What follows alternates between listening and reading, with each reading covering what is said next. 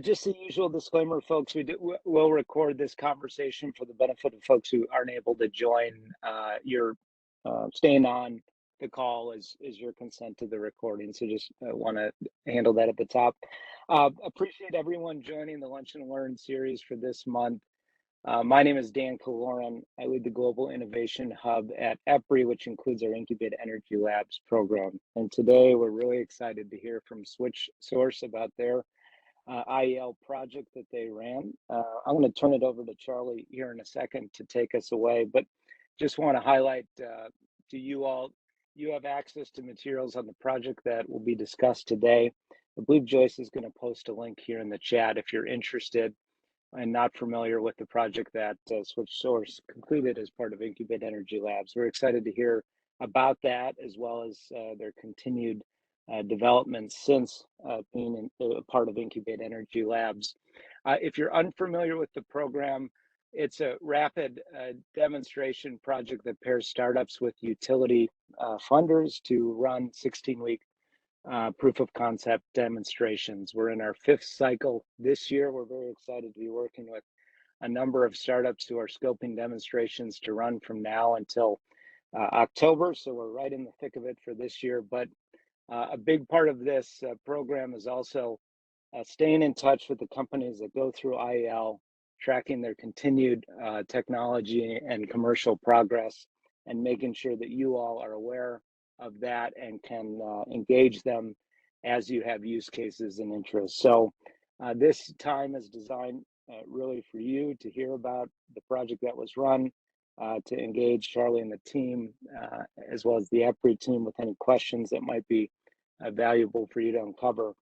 So please take the time, engage after Charlie covers a few points in presentation. So with that, I'm going to invite Charlie to take the mic and take us through the presentation. And again, appreciate everyone joining the call today. Wonderful, thanks, Dan. So we'll jump into it here. First, just wanted to say a quick thank you to EPRI. We had a great experience working through the Incubatenergy program. We were able to get some great results, and a lot of that is due to all the brain power that's at EPRI, but also the structure of this program and being able to work with a partner utility. So we had a really great experience with that. I am happy to field questions about how that went. For questions on Incubatenergy or questions about our technology, you've got my contact information here. I also have it at the end of the presentation. Really feel free to reach out to me, any means that's convenient for you.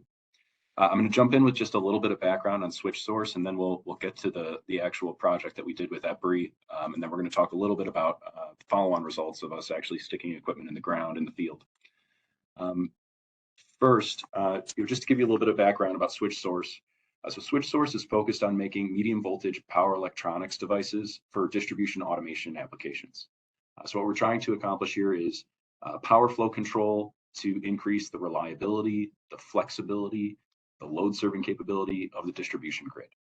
We've got 2 main devices that we are focused on, the phase EQ, which is what we're going to talk about today, which is designed for phase balancing, and then the tie controller, which is designed for power flow control at normally open ties between distribution circuits.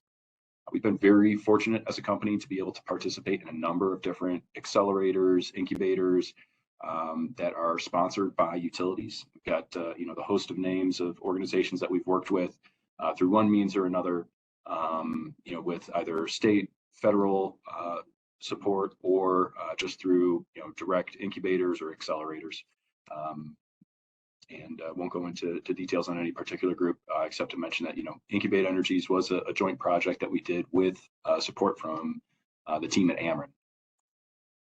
As I mentioned, we've got these 2 product lines. The phase EQ, which we'll be talking about today, really focused on mitigating phase imbalance issues.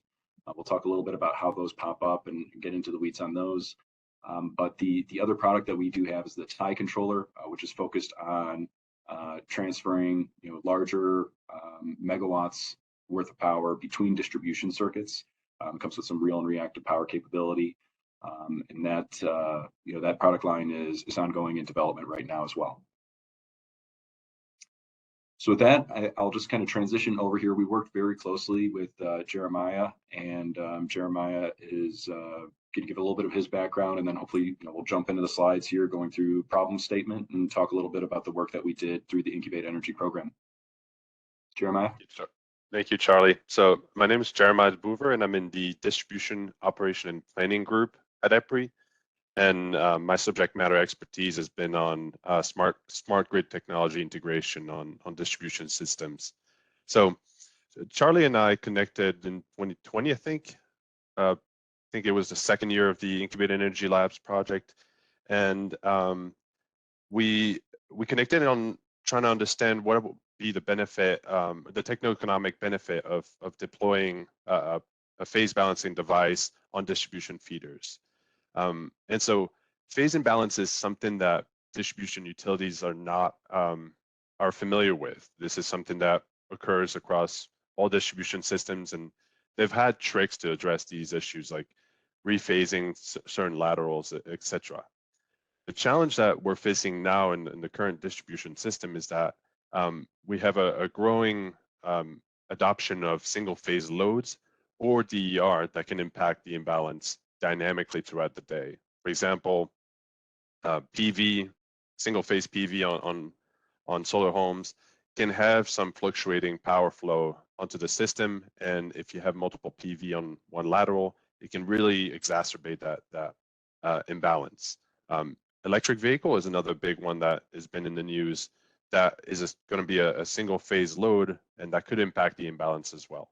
And so we partnered with Switched Source and Ameren to do a study to understand the imbalance on distribution feeder.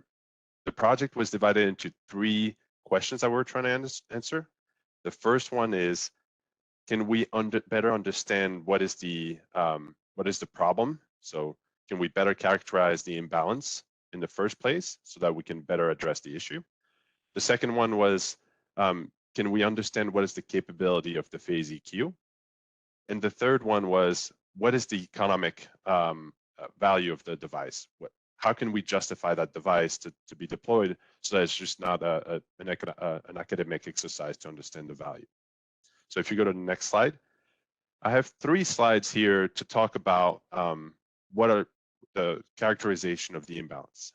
The first one is that phase imbalance is location specific, and traditionally electric utilities will look at the feeder head measurements and look at the peak load condition and see how bad is the imbalance. And so on the left side here, if you look next to the black box, phase A is at 560 amp, phase C is at 500 amps. So we have about a 5% imbalance across the feeder head. But if you look downstream at the other 2 locations with measurement, we can see that there can be quite a big difference between the imbalance that can be exacerbated on certain laterals. And so something that we worked on as part of the project is creating a visual to be able to visualize across the whole distribution feeder, what is the imbalance. And so you see at the feeder head, it's about 5% in blue, but then on some of the laterals, we can see yellow, which is closer to 20% imbalance, and some that are red, closer to 30-35% imbalance, which means that the imbalance can be quite significant on certain laterals. The second point on the next slide was that the imbalance may not be, the peak load condition may not represent the whole year. And so traditionally, the utilities will look at what is the peak load imbalance and get a percentage of what that imbalance is and see if it's outside operation or planning practices, and then you'll address that issue. The problem is that imbalance can vary throughout the year. And so if you look on the plot on the left, we can see that phase A, the blue trace, varies throughout the year, throughout those days, and it can be bad on certain days, but on the peak load day, that's where phase A was the worst. But then there's some days where, or some nighttime, where the phase C is actually the highest loaded phase, and now you have a slightly different phase imbalance. Something that came out of the project is a plot on the right to visualize that throughout the year. So I'll explain the plot. On the x-axis is the day of the year. On the y-axis is the hour of the day. So each pixel represents 1 hour of that day. And it's colored based on which phase was at its highest value. And so the left side of the plot is January, the right side of the plot is December, top is 1 a.m., bottom is 11 p.m. And so what we see is phase A is the highest loaded phase during the afternoons during the summers. But then for most of the year, it's actually phase C that is the highest loaded. We also see that phase B sometimes can be the highest loaded phases. Yeah. So this is just illustrating that there's some variation throughout the year in how the load is. What else did I want to bother you about? Did you get any? Sorry, there's some. Yeah, no, I was making fun of him. I was like, "Bro, you all right?" Because he moved like 1 or 2 meetings back to back. And I was like, "Did you get shoveled a whole bunch of work?" He's like, "No, just a bunch of conflicts." Excuse me, Crispin McConaughey. Crispin McConaughey, you're not on mute, please. I muted him. Sorry, guys. Thank you. So let me rephrase that. So this plot will help illustrate which phase is at its highest. And really, one of the key findings from that is that the peak load phase imbalance may not represent what it is for the whole year, and it can actually vary throughout the year. So showing that there's a need for some dynamic controls there, that a rephasing of a lateral, which is a static event that would be done once a year, may not actually address the issue for the whole year. And so another interesting finding there is that this is, if you're a utility, this is actually a plot created based on measurement that you already have. You don't need to have additional measurement to do this assessment. You can simply use phase-specific SCADA data that is already recorded for each feeder to understand how it fluctuates throughout the year. So on the next slide is the third item to characterize that feeder imbalance, and that is single-phase DER can exacerbate that imbalance. And so on the left side, we see that the same plot again for each pixel of the hour of the day for that day. And it's colored now by the percentage of phase imbalance. And we see that at peak load, the phase imbalance is around 15%. But then at another time period in the year, we actually saw a phase imbalance that was closer to 25%. So that's still the same feeder head measurement showing that there's quite a significant imbalance at another time than what traditionally utilities would capture. Now, we did a simulation looking at what if we had some single phase PV on a lateral through a neighborhood, how would that impact the feeder head measurement? And so on the right side, we see the impact of that same feeder on the left side, but with single phase PV. And we see that now the imbalance can be quite more drastic, closer to 35, 40% that is caused by the PV. And so again, that demonstrates that a static load transfer to rephasing a lateral like a neighborhood from phase A to phase C or phase C to phase B would not address that dynamic imbalance throughout the year. So again, demonstrating that there's some need for more active control of that imbalance. And so on the next slide, I'll pass it back to Charlie to talk about some of the capabilities of the phase EQ. So Charlie. Thanks, Jeremiah. So what we were trying to accomplish with the development of the phase EQ was a device that could mitigate phase imbalance in sort of an economic way. What we consider ourselves experts at here at Switched Source is developing medium voltage power flow control devices. And with power electronics, there's usually more than one way to skin a cat, but there tends to be a most efficient way or a best way to try to solve a specific problem. So we developed this particular type of hardware using some of our initial intellectual property that had been supported by the Department of Energy through ARPA-E, more for that tie controller product line. But we're able to kind of shoehorn it into an application for performing phase balancing. And this is what that end product looked like. To go back to kind of the phase balance and what's happening at the system level, what we see is the predominant topology design in the United States is something where there's a three-phase backbone that the utility is using, and then single phase laterals are used to feed groups of single phase customers. We see that most utilities are trying to maintain balance by alternating which single phase they tap. That's in theory the idea for maintaining some amount of balance out on the distribution circuit. Jeremiah touched on this though, and it's this balance is changing all of the time. And it's something that's very difficult to mitigate on an ongoing basis because knowing exactly which tap to change from one phase to another phase can be somewhat tricky business. The utility that we worked with originally had tried to create a very balanced system so that they could island it with a microgrid.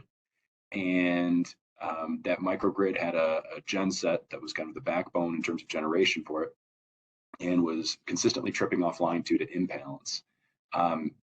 They had to try, I think it was like 3 to 5 times to rebalance that circuit just so they could get the imbalance within a requirement for that genset to operate. Now, we don't necessarily look at microgrids as the best application for us, but this is more just an anecdote about how difficult it is to really nail rebalancing a distribution circuit. The other thing that's painful about rebalancing a distribution circuit that Jeremiah mentioned is the number one way to rebalance it is to move lateral taps. And although that's not a incredibly time-intensive operation in terms of the people in the field, this is something where you are causing some sort of temporary outage for a customer by disconnecting a whole lateral, whole group of customers from one phase and reconnecting them to another one. So the goal for the phase EQ device in terms of its topology and its design was to create something that could connect to the distribution circuit, that could connect in shunt. So meaning that this is just a 3-phase drop. It's not a device that power has to flow through to get to downstream customers the way that like a line voltage regulator set is an inline device, and that this is something that can dynamically be correcting phase imbalance that pops up on the grid as a result of just normal topologies that we use in the US for feeding power to distribution customers. So, what is the phase EQ actually accomplishing here? The phase EQ design is really focused on Y-connected circuits where we can clean up imbalance that's associated with zero sequence imbalance. So what we're trying to tackle here is we're trying to make the phasers that exist on a distribution circuit look more like those idealized phasers where they have equal magnitude, meaning that they're equal amounts of current, and that they are closer to 120 degrees apart from one another. So what the phase EQ is doing is it's actually transferring both real and reactive power from phase to phase. So we hear oftentimes utilities are familiar with devices like power factor compensators, which are trying to compensate some amount of reactive power compensation. Some of those devices that we've seen have the ability to do some per phase reactive power compensation, but as far as we understand right now, the phase EQ is one of the only devices, if not the only device, that is transferring real power from phase to phase at the medium voltage level to actually tackle the phase imbalance caused by having differently loaded single phase laterals. So I won't get too much into the weeds on the zero sequence current, but essentially what the phase EQ is doing is it's adding a component to try to counteract the zero sequence current. So if you add up your phasers, the resulting phasor is your neutral current. We take a third of that, which is your zero sequence current. That's the relationship between neutral current and zero sequence current. And we add a component that's going to be counteracting this. So what we're doing is we're injecting some component of power, and this is where you get the real and reactive power transfer from phase to phase. And that gives you your resulting phasors, which end up being more balanced and getting closer to that idealized situation where you have the same magnitude on each phase with a better 120 degrees relationship between the phases. So that's kind of what's going on under the hood. I'll pass it back to Jeremiah to talk a little bit about the simulation results and kind of a couple of different ways to run the device here. Thank you, Charlie. So like I said at the onset of the presentation, we worked with Ameren to do a study on one of their feeders so that we can better understand how it would impact an actual feeder. So this is not just an academic effort. So what we did was we looked at a feeder, an Ameren feeder that had some imbalance that they had identified, and characterized that phase imbalance. That's that first column of before having the device. We looked at the voltage imbalance, how much of a difference in the voltage in each phase we had at the location of the phase EQ. We looked at the current at the phase EQ, how bad the imbalance was, and we can see, for example, phase B is at 135 amp and phase C is at 257 amp, which is quite a big gap, at 31% of phase imbalance there. Looked at neutral current, and we look also at the feeder head. What was the feeder head imbalance in terms of current? And so what we did was we looked at what if the phase EQ device could operate and try to correct that imbalance in that location. And so the middle column looks at controlling the imbalance at that location. And so we saw that a drastic improvement in voltage imbalance, so down to 0.5%. But the biggest benefit there that we saw was in the neutral current, went from 100 amps down to below 2 amps in neutral current after the phase EQ was enabled, and that resulted in a better balance current at the phase EQ location. Because of that imbalance being corrected at the phase EQ, which is downstream of the substation, we actually saw also an improvement in the imbalance at the feeder head, going down from 25% to 13% of imbalance in the current at the feeder head, which is something that the utility will care a little bit more, because it's something that will be measured directly. And then lastly, the last scenario that we did was looking at what if we left the phase EQ in that location, because we're able to deploy it in that location, and the substation may not have the room to deploy it there. But what if we control the phase EQ so that it could balance the feeder head current as much as possible? And so if we look on the last column, we see that the neutral current goes from a reduction of 80% to now a reduction to 98% of neutral current. And as a result, we actually saw a better improvement of the phase imbalance in the current at the feeder head as well. So going down from 25% to 11%. Great device, and understanding that sometimes there's some limitation to where we can deploy a device on the field, it can still be leveraged to correct the imbalance elsewhere remotely on the system. So if you go to the next slide. So early on, I talked about defining the problem, Charlie talking about the capability of the phase EQ, and I talked a little bit about some of the results that we had in the study. But really, part of this study was to understand what is the case for a phase balancing device. And so the ideal host feeders is a Y-configured feeder in the 11 to 15 kV voltage class, which is where the majority of distribution feeder have in the US, and a feeder that would have a significant phase imbalance. And we also did a cost benefit analysis, and we found that the capacity deferral value from the device was the most attractive one. That said, there was also secondary benefits that were quite important to consider, such as like what Charlie was mentioning, these interruptions that could be caused to the customer. They don't have a very hard dollar value associated to it, but there is some value to avoiding that. There's also some power quality improvement and power loss improvement as well that should be considered in the cost benefit analysis. We also tested the phase EQ on a feeder with that had a volt var optimization scheme, and we saw that there was also an improvement there because we're able to reduce and balance that current and the voltage as well.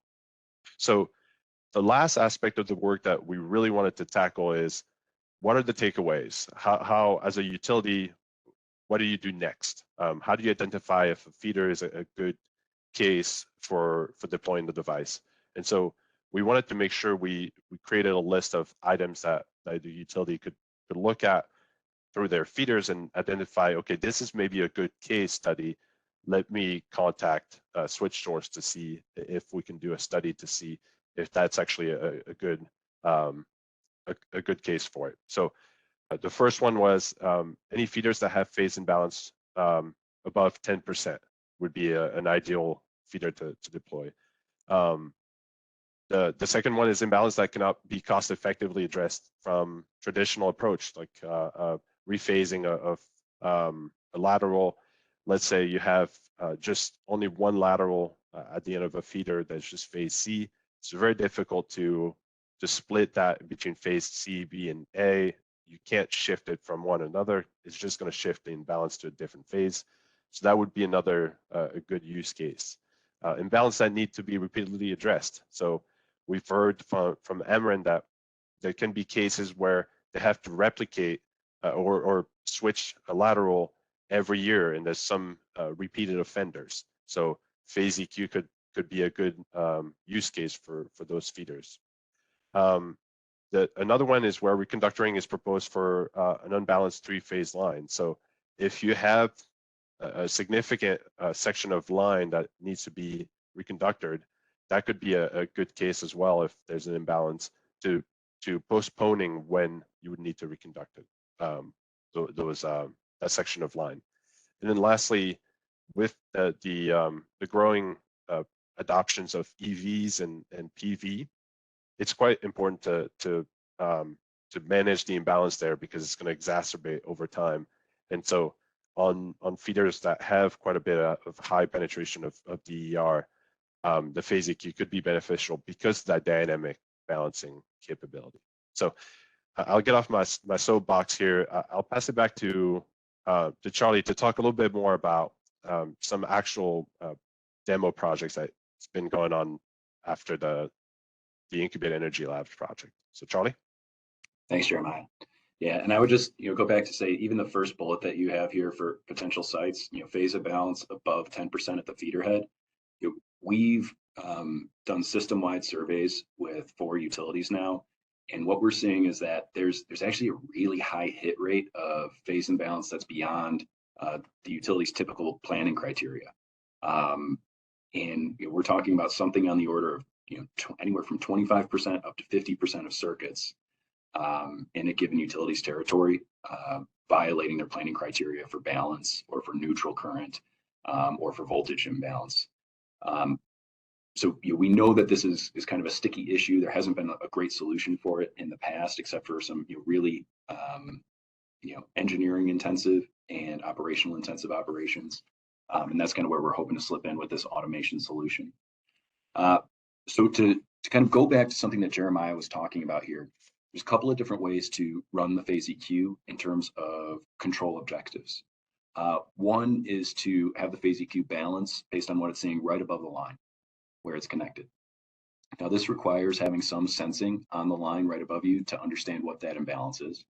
The other option is to get some remote measurement of what imbalance is, either a recloser that might be close to the phase EQ or all the way up to the feeder head. And that's how our first project in upstate New York was run, was to experiment with this concept of doing remote balancing. So taking measurements at the feeder head and then using them to provide balancing at an installation for the phase EQ. For this particular utility, it was a utility in a rural area. They have a main 3-phase backbone that runs through town. It's about 1.5 miles to 2 miles long. And then there's a 5-mile long single-phase lateral that feeds a small village, sort of outside the edge of the main town.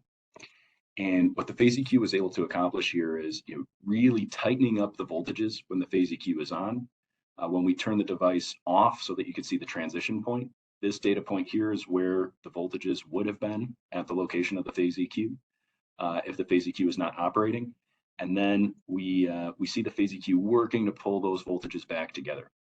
Now the timescales here are on the order of seconds. And the reason for that is because we're dealing with the SCADA and communications latency of the measurements of imbalance at the feeder head.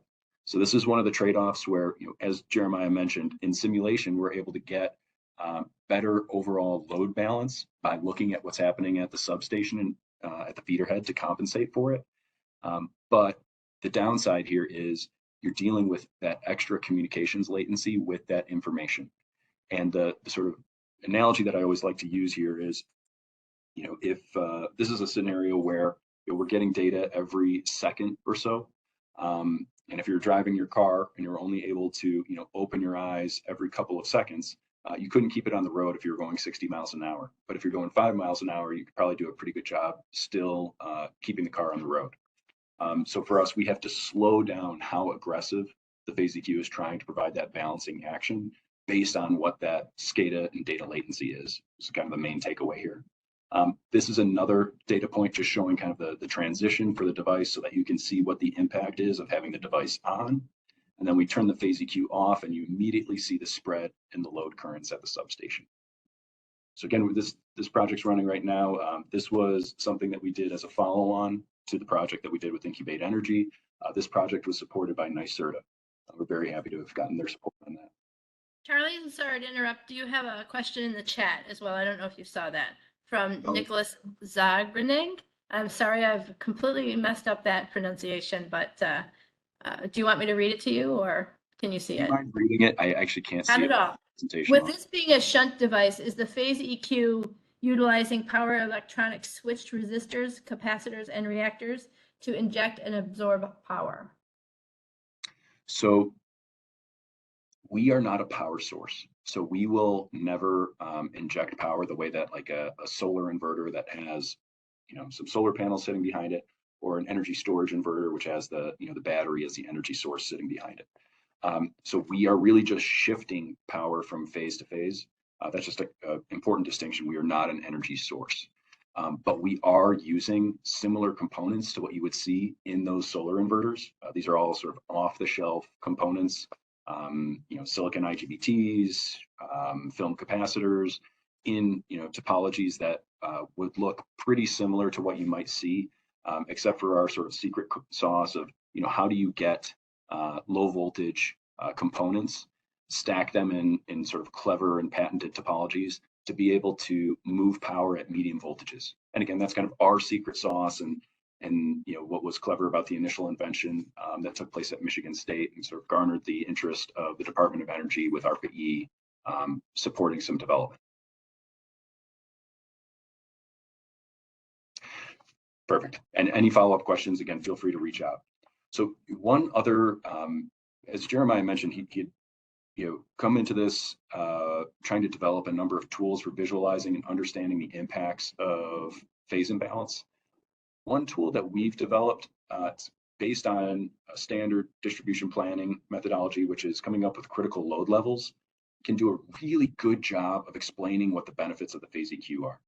And the sort of main takeaway that I wanted to highlight here is, what we see with the phase EQ is, we're talking about extending the potential capability of load serving for a circuit, to increase the number of megawatts. So shifting it out to the right. What we have here in this little sort of like number line type plot is, what the original loading level is of a distribution circuit, and then how limitations begin to show up based on considering thermal limitations or considering voltage limitations. And what is pretty exciting about phase balancing is that when you go through a circuit and do phase balancing, you get a more than kilowatt for kilowatt benefit.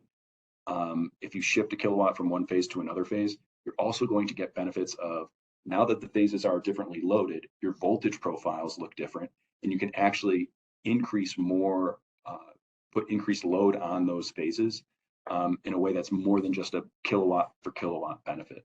And we've been able to show this in a number of studies here, but this was a particular example where we were able to show the potential to shift out the load serving capability to an additional 1.2 megawatts by adding the phase EQ. We talked about the project benefits already. The one thing that I'll just say is we see that utilities that have more rural circuits tend to have longer single phase laterals, and as a result can have more constraints when it comes to trying to rebalance those circuits. So rural utilities, other smaller utilities, co-ops, munis, but also just investor-owned utilities that run in large tracts of rural areas, which Ameren is a great example of that. Obviously have some urban areas too, but largely operate in some rural areas in Illinois and Missouri as well. We are going through some demonstration projects right now to deploy more, ones and twos and up to fives of units with different utilities. This is being supported by the Department of Energy through Scale Up, which is a FOA under ARPA-E.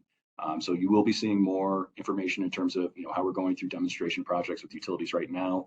We'll install an additional at least half dozen phase EQs before the end of this year. More in that demonstration capacity and kind of scaling from there. So if there is interest in doing demonstration projects, we do have the potential to do some partnerships with some of the remaining funding that we have from the Department of Energy and ARPA-E. And then I would just also mention that we are also actively working with utilities on applications for GRIP funding. So we've seen that the GRIP dollars are interested in technologies that can increase reliability, resiliency of the grid, but also increase the ability of the grid to accommodate more electric vehicles and renewables and other distributed energy resources. So we have gotten some good feedback, some positive feedback from GRIP in these initial applications, and it's another area where we're looking to work with utilities as potential partners. So I'll cut it there. Feel free to enter any questions in the chat or raise your hand, and we can go back to any slides if you'd like to hear any feedback from Jeremiah. Also happy to answer any questions just about the Incubatenergy program. I know there's a number of startups that are also on the call here. So I do have a question for you, Charlie. I'll get it started. So do you have, when a utility reach out to you saying, hey, I'm interested into understanding the capability, what is your what is the next step? Is that something that you work with the utility to do a study on one of their feeders, or what would be the next step, or providing some type of models for them to do the study? Yes, so far we are doing a lot of the power systems analysis ourselves or through a third-party engineer that we've worked with to develop models of the phase EQ. So Jeremiah, I know that you helped develop a model to represent the phase EQ in OpenDSS. We have similar models that we use for representing the phase EQ in Synergy and in SIME, and then we also have the ability to ingest Windmill or MillSoft models we convert them to SIME first and then perform those system studies. And that's a great way to get a sense of what the before and after is. So if there is a demonstrated need by a utility where they're interested in exploring how we could help out with imbalance, we are happy to do kind of an initial before after look at a distribution circuit to kind of demonstrate what the capability of the device is and how it would potentially impact that circuit from a loading and a voltage perspective. Thank you. Yeah. Hey, Charlie, go ahead. No, go ahead. I was going to ask. Hey, Charlie, just to jump in with a quick question, just so I make sure I'm understanding correctly, from a capacity standpoint, in terms of getting more electrons on existing lines, some of the data that you have suggests that putting in a phase EQ could increase the capacity of an existing infrastructure on the order of 40–50%. Is that a correct way to be thinking about it, or? So I would say on the high end, we're seeing 20%. So we've seen up to, I think, over 2 megawatts on a 15 kV circuit. So, okay. Call it closer to like 20%. Again, that's kind of on the high side. I would say the range is somewhere between, 600 kW to 2 megawatts. And those are circuits that are experiencing some amount of imbalance today. If you have a perfectly balanced circuit today, kind of the situation that we think about is a lot of European distribution systems are running three-phase closer and closer to the home. They're also using Delta for the majority of their distribution systems. But when you have systems that are that balanced down to the secondary, the phase EQ can provide less benefit. Yeah, that makes sense. So the bigger the problem is, the more of a capacity impact that it'll have, up to around 20%. All right, thanks, appreciate it. Mm-hmm. I guess I'll ask a little bit on the Incubatenergy Labs, your experience with Incubatenergy Labs. Do you mind sharing just your experience and a couple items that was really beneficial for you? Yeah, I think the biggest thing for us is when we're engaging with the utilities have competing priorities all the time. And we always say this, that like when we're working with the utility, they've got priorities in terms of keeping the lights on. They also have shifting priorities in terms of what the state, PSC, PUC can kind of dictate, that they should change gears and focus on a different area. And the biggest impact for Incubatenergy was the sort of commitment and the timeline that we got for performing these studies. So it was, the utility involvement. It was, the right people at the utility had been identified early on. We got a commitment of their time, and then over a set period of time, we were able to accomplish very specific milestones. That's something that, in a vacuum, us reaching out to a utility, no matter how excited they are or how pervasive the problem of imbalance might be for them, those shifting priorities can make it difficult for us to land at a certain spot at a certain time. And I would say that was one of the key benefits of Incubatenergy was, sort of the timeline and the buy-in that we had. And part of that was, project management from the utility side, but also project management from the EPRI side, to help keep us aligned here and keep us on track. So that was one benefit. And then I would say the other benefit was, EPRI has a really deep bench when it comes to things like, power system studies, understanding, how, newer technologies might fit into the benefit stack that we were talking about here. So, Jeremiah, I know you had a lot of experience. We're actively working on things in parallel related to electric vehicle charging, as well as, DER integration. And so we were able to get, extra benefits associated with just that, that knowledge base that existed at EPRI and how it was applied to our project sort of on the fly, just because of, the EPRI presence. So that was, the other part that was really crucial for us. Yeah, I see there's a question from Jay. Yeah, thanks. Sorry, I jumped in really late towards the end. I was involved in Incubatenergy when you guys first came to the table, so I'm familiar with your technology. But you said something about SIME models, and I was wondering if it's possible. I mean, if you guys could share the phase EQ model with utilities that have SIME so they could play with that and take a look at feeders that we have potential on, or do we have to go to you guys to do that? So we can set up something where we try to put that into your hands. I'll just take you kind of through the super high level of how we perform modeling of our device, just to give you a sense of complexity. So for SIME has energy storage blocks that you can encumber their behavior with Python scripts. And so what we're able to do, the like hooks that we have available to us to kind of break into SIME and create representations of new devices, is that we can take either single phase or three phase energy storage blocks and then write Python scripts that enable those energy storage blocks to mimic the behavior of what our devices do. And so because of that, because there's sort of an existing hook in there, that's what we do is we inject 3 single phase energy storage blocks. We have an overarching script in Python that we use to run. And that is something that we can kind of like walk you through how we perform that. And that Python script is relatively black boxed because it does include some proprietary information about how our device performs. But that is something that we do have the capability to share. All right, appreciate it. Thanks. Mm-hmm.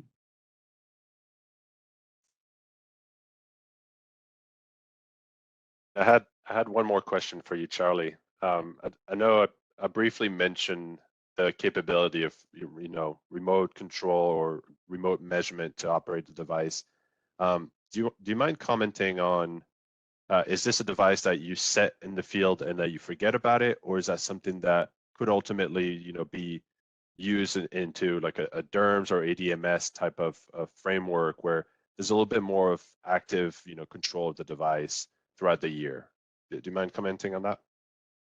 Yeah, the answer is really yes. So right now, the device is meant to be more of a set it and forget it type device. So you don't have to actively give it information in order for it to dynamically perform balancing.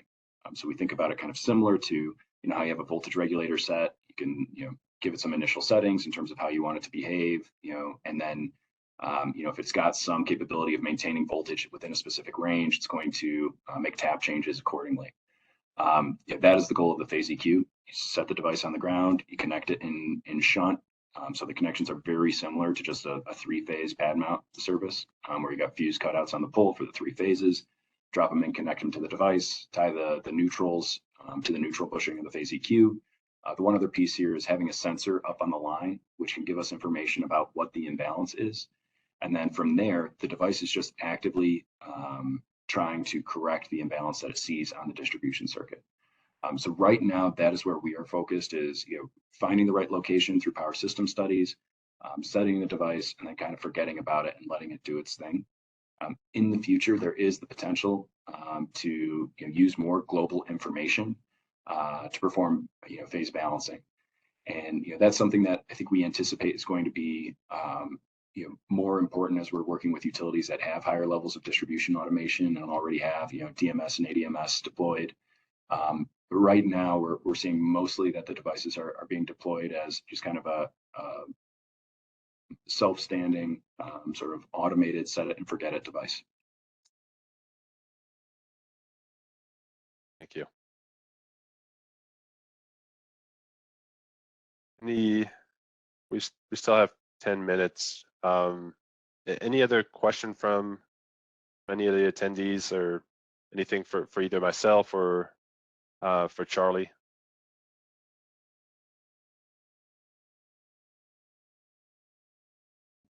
Hey, Jeremiah and Charlie, Wenzel from EPRI.